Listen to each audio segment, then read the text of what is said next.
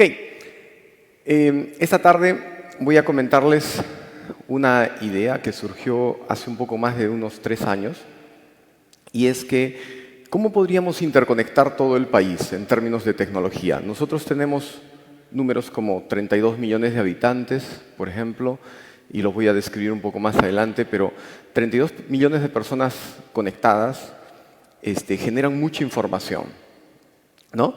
Entonces, cuando tenemos mucha información, imagínense ustedes algo como Facebook, tiene más de 2.600 millones de usuarios, y esos 2.600 millones de usuarios, aunque tú tengas el celular apagado en este momento o en tu bolsillo, están generando mucha información que circula por ahí. Entonces, no se trata solamente de hacer tecnología de cualquier forma, se trata de hacer tecnología muy bien hecha, y para eso necesitamos entender cómo funciona la computación por dentro. Ese mismo problema lo tenemos a escala de todo el Perú. Y vamos a dar un pequeño ejemplo. Imagínate que nosotros acabamos de recibir una receta médica en la cual me tienen que aplicar una aspirina.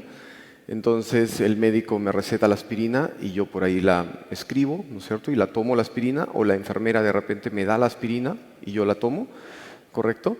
Pero si soy alguien de computación, inmediatamente se da cuenta que detrás de una aspirina yo debo guardar mucha información. De hecho, tengo mucha información. Por ejemplo, puedo saber quién la aplicó, el médico, de repente el médico Jorge González. Además sé que es un traumatólogo, además sé que eso ocurrió un sábado, además sé que ocurrió en la mañana, además también puedo correlacionar eso con cuál fue la enfermedad o los síntomas que tú trajiste, en qué distrito ocurrió eso, en qué provincia ocurrió eso, en qué región ocurrió eso, ¿no? ¿Qué día del mes estábamos, ¿no? Y puedo seguir derivando, y fácilmente puedo derivar unos 20 datos, 20 números a partir de una simple aspirina. Entonces, cuando soy alguien de computación, no miro exactamente la aplicación de la aspirina, sino que lo que comienzo a mirar es que comenzamos a observar como que hay un conjunto de elementos que están siendo correlacionados unos con los otros, pero en gran volumen, en millones de datos.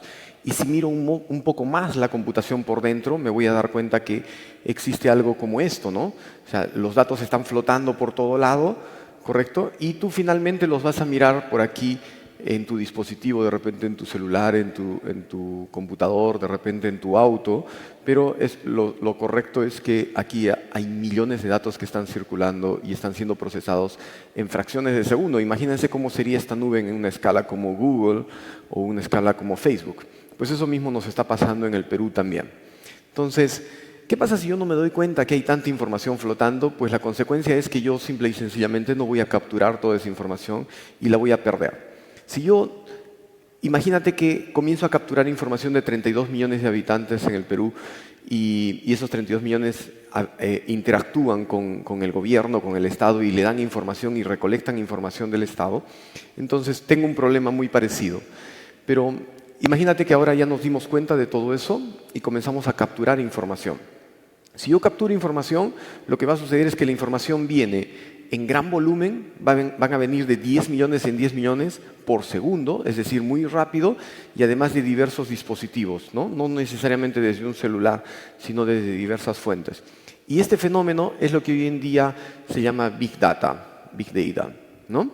Y nosotros muchas veces desconocemos esto, y por eso es que tratamos de atacar los problemas a nivel país con las herramientas inapropiadas. Y como no conocemos muchas veces de Big Data, entonces proponemos por ahí regulación y tratamos de sacar una ley, ¿no es cierto? Y opinan los de muchas carreras, pero a la hora de la hora, cuando esto va a correr, estoy con un problema de Big Data aquí. Entonces, el siguiente problema que tengo es que si yo ya capturé toda esta información, que en este momento ya es un tremendo problema por las dimensiones que tiene este país, que no es un país grande, pero tampoco es un país muy pequeño, y ya representa un problema, el siguiente problema es que yo sea capaz de procesar toda esa información. Una cosa es procesar 5 datos llegando por hora, y otra cosa muy diferente es procesar 10 millones de datos llegando por segundo, porque no lo vas a poder hacer con la misma técnica, no lo vas a poder hacer de la misma forma, no lo vas a poder hacer con el mismo software que funcionaba cuando tú corrías cualquier cosa mal hecha cuando lo hiciste en 1 o 2 días. ¿Okay? Tiene que funcionar realmente bien.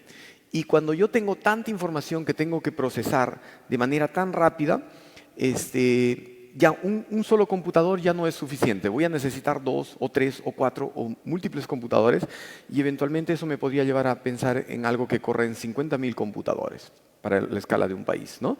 Y eso es lo que hoy en día nosotros conocemos como el cloud computing. Entonces hay muchas empresas y muchas instituciones en el Perú que dicen, oye, hay que llevar esta propuesta tecnológica a la nube, al cloud, ¿no es cierto? Pero lo que no dicen es que si nosotros hacemos un software súper mal hecho y corría mal hecho, pero yo lo hacía correr con pocos datos y por esa razón corría en un computador simple, ese software mal hecho no va a comenzar a correr mágicamente bien cuando yo lo suba a la nube de Amazon o de Microsoft o de lo que fuera con 50.000 máquinas. Lo único que va a pasar es que antes se caía de mi computador y ahora se va a caer de la nube. ¿Correcto? Y bueno, es una forma más sofisticada de caerse el software, pero igual se va a caer, ¿no? ¿Ok? Y después de que yo ya tengo capacidad de diseñar software que pueda correr eventualmente en 50.000 computadores, entonces recién puedo sentarme a tomar decisiones. Y lo que nos está sucediendo en este momento en el país, aprovechando esta coyuntura que está sucediendo, es que muchísima gente trata de tomar decisiones, y estamos hablando del tercer nivel, pero el país fundamentalmente está en el nivel 0, porque no hemos trabajado en el nivel 1, no hemos trabajado en el nivel 2, ¿correcto? Entonces, pero sí nos gusta tomar decisiones, ¿correcto? Entonces ahí estamos frente a un problema.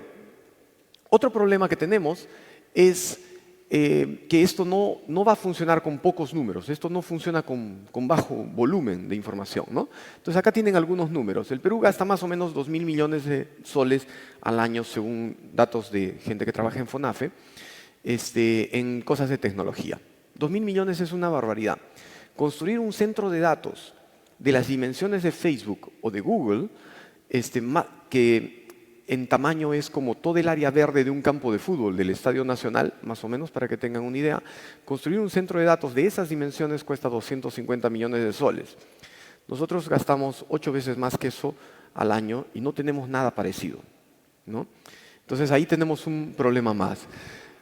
Tenemos más de 15.500 centros hospitalares. Esto no se trata, como por ahí escuchamos, de vamos a resolver el problema de la historia clínica, porque no estás resolviendo el problema de una historia clínica. Tienes que resolver el problema para 32 millones de habitantes que van a atacar ese sistema desde 15.500 centros hospitalares en lugares muy remotos donde la Internet no llega a ser ni un Speedy 10, ¿no?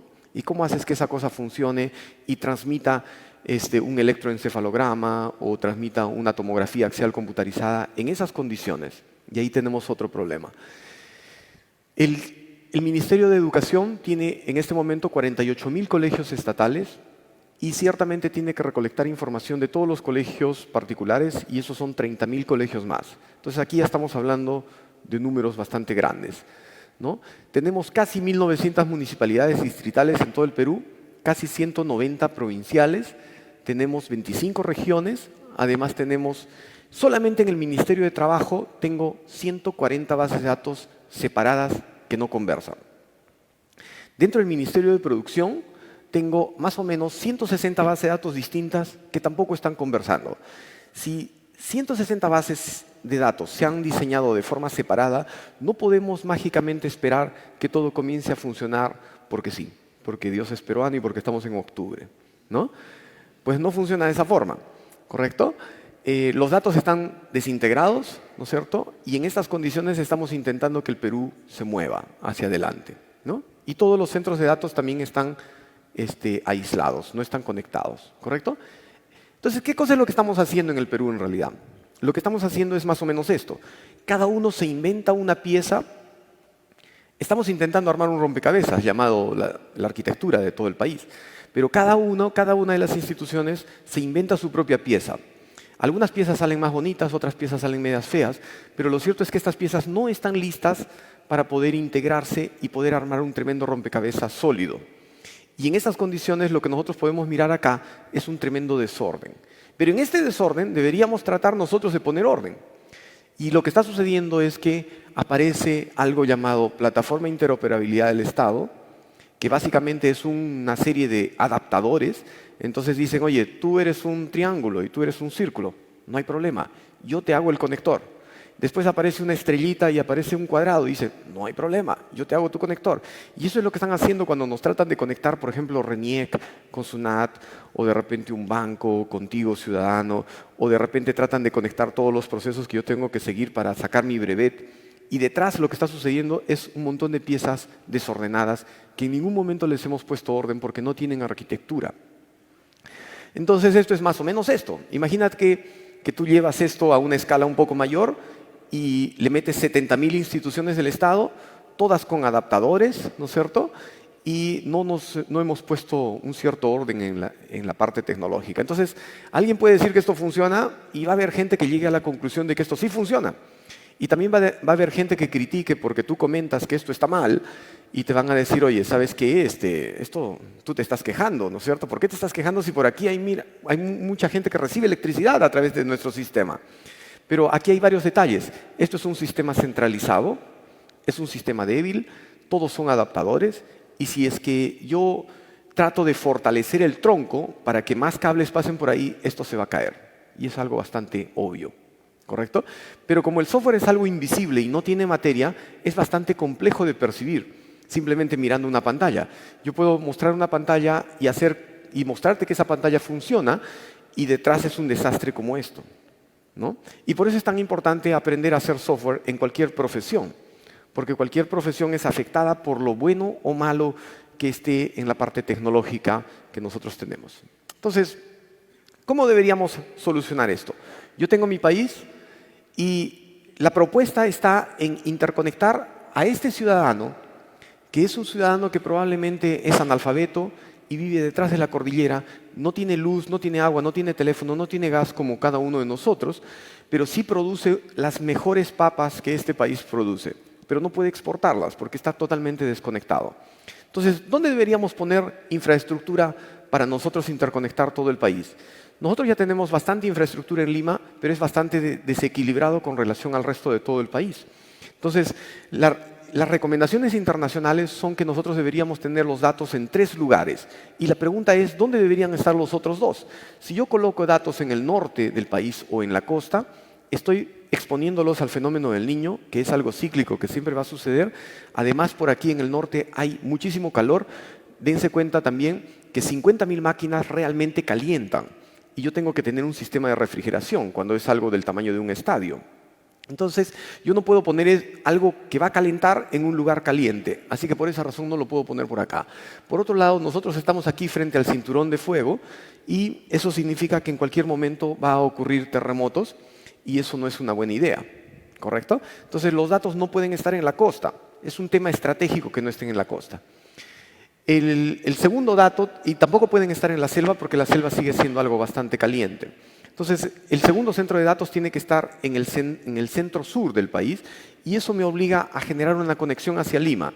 Si yo genero todo desde Lima, no estoy obligado a generar conexiones hacia el resto del país, pero si lo hago desde dentro del país, sí estoy forzando a que esto se conecte hacia Lima. El siguiente punto debe estar en la Sierra Norte, porque además la sierra, recuerden que es fría, y eso nos puede servir muchísimo para generar un sistema de refrigeración y esto debe estar conectado hacia acá. Además, estos dos deben estar conectados. Si yo quiero conectar el norte del país, debo hacerlo desde aquí. Si yo quiero conectar el sur del país, debería hacerlo desde acá. Y toda la costa también ya está conectada porque ya tenemos fibra óptica y esas cosas en la costa. Además, el Perú debería tener un montón de redes que crucen todo el país y además esta misma idea tendremos que hacerla hacia afuera del país, ¿no? Es decir, Perú, si en este momento ustedes mandan un correo electrónico a Bolivia, eso se va por Miami y baja por otro canal hacia Bolivia. Si yo mando algo estando en Iquitos a Brasil, eso probablemente viene por Lima, se va a Miami y baja por el otro lado a São Paulo y por ahí llegará a Brasil en algún momento. Entonces nosotros deberíamos tener conexiones como estas. Nosotros deberíamos tener un canal de fibra óptica que salga de la costa de Perú hacia Estados Unidos, pero también desde aquí hasta Asia y también por aquí hacia Brasil o hacia Bolivia o hacia Chile o hacia Colombia, pero directamente por aquí. Y esto es un problema grande porque esto nos afecta a todo el país. Entonces, esto es un problema que no es de tecnología, esto es un problema de seguridad nacional. Si a nosotros nos atacan este punto central, todo el país se queda desconectado. Todas las soluciones que yo haga deben funcionar para millones de datos, no solamente para 1 o 2 o 5 o 100 datos. Entonces, esto tiene que estar esto tiene que ser una propuesta escalable. Tiene que ser una propuesta con disponibilidad 24 horas al día. Tiene que ser algo que no consuma mucha energía eléctrica. Tiene que ser algo que en términos económicos no sea mucho. Y tenemos los recursos para hacer eso, pero debemos utilizarlos bien. Debe ser algo que no afecte al medio ambiente, que sea ecológico. Tiene que ser algo que incluya a todos los ciudadanos, no solamente si tú eres pobre, lléname algunos formularios y yo te voy a dar algo de plata de ayuda asistencial todos los meses, no, sino que además yo tengo que integrarte en términos de salud, en términos de economía, en términos de educación, absolutamente en todos los ángulos. El siguiente es que esto debe ser descentralizado, esto no puede ser centralizado, además necesito que esto ayude a desarrollar todas las regiones y que sea un sistema robusto. Es decir, si yo corto uno de estos eslabones, pues todo debe seguir funcionando. Y eso es algo de lo que necesitamos. Y todo tiene que tener trazabilidad. Si tú das un clic, yo tengo que saber quién hizo el clic, a qué hora lo hizo, en qué tipo de dispositivo lo hizo, cuántos procesadores tenías, en qué idioma trabajas, cuánto es tu ancho de banda. Y eso me permite mejorar la tecnología para el servicio del ciudadano. El ciudadano no tiene que llamar a ningún lado a quejarse, porque la propia tecnología nos puede decir qué tipo de ciudadano, qué tipo de problemas está teniendo el ciudadano. Entonces, ¿cómo es la propuesta? Esto se trata de armar un rompecabezas gigante, y cuando yo armo un rompecabezas tengo que tener miles de piezas, pero miles de piezas que estén listas para jugar, ¿correcto? Y aún así, si yo formo un avión, no significa que este avión está listo para poder correr, para poder volar y para poder transportar pasajeros. Entonces también tengo que tener cuidado con eso, ¿correcto? La propuesta es esta. Nosotros ponemos al ciudadano, a este ciudadano pobre, en el centro. Y de ahí comenzamos a diseñar esta arquitectura. Tenemos que mejorar muchísimo la conexión, sí, pero después tenemos que comenzar a generar todas estas piezas que nos permitan hacer crecer la capacidad de procesamiento. En segundo lugar, tengo que tener a alguien que sea capaz de administrar esto, pero no para 5 máquinas, sino para 50.000. En tercer lugar, comienzo a diseñar el espacio de almacenamiento. Y acá no puedo utilizar una base de datos, sino que tengo que utilizar algo que me permita que esa base de datos funcione en 50.000 máquinas desde el inicio. Encima de eso comienzo a generar microservicios. ¿Qué cosa es un microservicio? Yo te doy mi DNI y tú me devuelves nombre y apellido para la RENIEC. A la SUNAT te doy mi RUC y tú me devuelves la razón social. Eso es un microservicio. Si yo articulo microservicios, voy a tener procesos. Y esos procesos ya están articulando entre múltiples instituciones. Y encima de eso, comienzo a generar software para las instituciones, por ejemplo, del Estado peruano. Encima de eso, también puedo comenzar a generar apps para el ciudadano. Pero ustedes se pueden dar cuenta que los datos que la policía genera y almacena aquí son los mismos datos que el ciudadano va a consumir desde sus aplicativos. También puedo generar datos para transparencia, ¿no es cierto?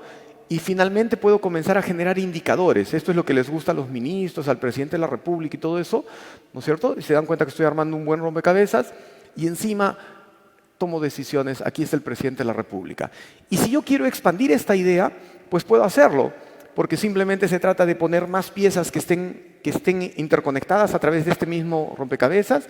Puedo generar muchas más máquinas que sean muchos más administradores aquí de todo este hardware. Puedo expandir la base de datos, no hay ningún problema. Puedo empezar en algo del tamaño de un salón y puedo terminar en el tamaño de un estadio. Los microservicios también los puedo expandir. Los procesos también los puedo expandir, no hay ningún problema, ¿no es cierto? Y puedo comenzar a generar un montón de piezas aquí para los otros ministerios, para salud, por ejemplo, ¿no es cierto? Para carreteras, para el Ministerio de Transportes y Comunicaciones, etcétera, ¿no? Y eventualmente alguien también podría expandir sus propias piezas acá. Todos estos indicadores también podrían ser expandidos sin ningún problema y puedo tener muchísimo más elementos para poder tomar decisiones. Finalmente, todo esto tiene que estar acompañado de un sistema de seguridad, ¿no? Esto requiere una institución, así como tenemos una Superintendencia Nacional de Administración Tributaria, necesitamos algo así como una Superintendencia Nacional de Datos, de Arquitectura Digital.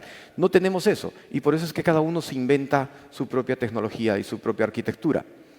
Esto no requiere mucho tiempo, requiere más o menos el trabajo de unos 2 años en su etapa inicial y unos 2 años más para tener la arquitectura encima de la cual nosotros pudiésemos crear múltiples piezas de forma muy rápida. Y eso es todo lo que yo quería comentarles hoy día. Espero que les haya gustado. Muchas gracias.